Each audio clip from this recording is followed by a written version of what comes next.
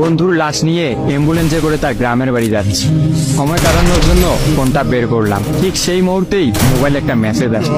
আমার সামনে আমার প্রিয় বন্ধুটি কফিনের মধ্যে লাশ হয়ে পড়ে আছে। মেসেজ করেছে আমার সেই মৃত ফ্রেন্ডের গার্লফ্রেন্ড কবন্তী। আমি মেসেজগুলো পড়া শুরু করলাম। ফাহাদ, আমাকে মাফ করে দিও।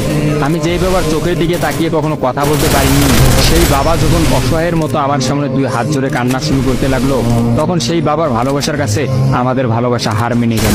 তাই আজ 11 দিন ধরে আমি অন্য মানুষের স্ত্রী।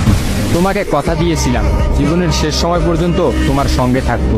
আমার সব সময় ভয় হতো যে তুমি আমাকে কষ্ট দেবে, হয়তো আমাকে ছেড়ে অন্য কাউকে বিয়ে করবে। অথচ দেখো, আমি তোমাকে কষ্ট দিলাম, আমি তোমাকে রেখে অন্য পুরুষকে বিয়ে করে ফেললাম। জীবনটা বড়ই অদ্ভুত, তাই না? তোমার কি মনে আছে আমি তোমাকে কাঁদতে কাঁদতে বলতাম আমাকে কখনো ছেড়ে যাবে না? তো তুমি হাসতে হাসতে উত্তর দিতে আমি তোমাকে কখনো ছেড়ে যাব না, তুমি আমাকে ছেড়ে গেলে যেতে পারো। তখন আমি অনেক রাগ করতাম, কারণ আমি তো তোমাকে পাগলের মতো ভালোবাসতাম। তুমি নেই এরকম কোনো পৃথিবী আমি কল্পনাও করতে পারতাম না। অথচ দেখো, আজ অন্য কেউ হচ্ছে আমার স্বামী। রোজ তার সাথে আমাকে ঘুমাতে হয়, ঘুমতে উঠে তার মুখটাই আমাকে দেখতে। মানুষের জীবন এমন কেন যে যাকে চায় যদি তাকে পায়? প্রকৃতির সাথে কি এমন আসে যায়? কেনই বা প্রকৃতি তাদেরকে কাটায়? হুট করে সবকিছু হয়ে গেছিল, তাই আমি ইচ্ছে